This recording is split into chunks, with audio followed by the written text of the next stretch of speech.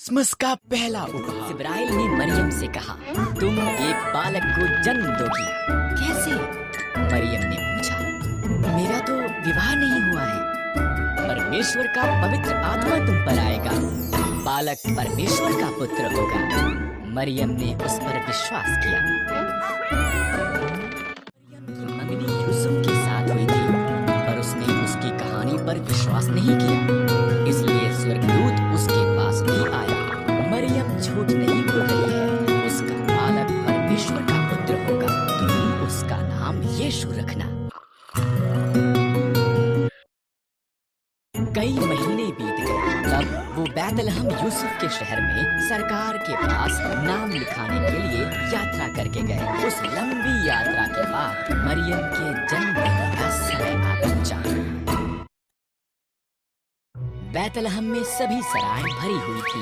इस तरह से परमेश्वर का पुत्र एक अस्तबल में पैदा हुआ, कपड़ों में लपेटा गया और घास के बिस्तर पर रखा गया। उन्होंने उसका नाम यीशु रखा। उस रात को एक स्वर्गदूत बैतलहम के निकट पहाड़ियों में कुछ चरवाहों पर प्रकट हुआ।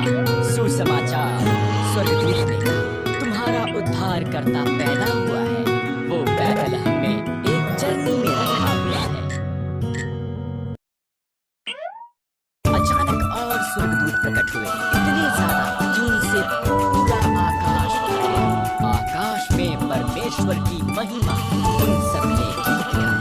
पृथ्वी पर उन मनुष्यों में जिनसे वो प्रसन्न है शांति हो। जब स्वर्गदूत चले गए, चरवाहे जल्दी से बैतलहम के लिए निकले। उन्होंने बालक, उनके उद्धारकर्ता को एक घास के बिस्तर पर लेटा देखा। ये ऐसा ही था जैसा कि स्वर्गदूत ने उनसे कहा था।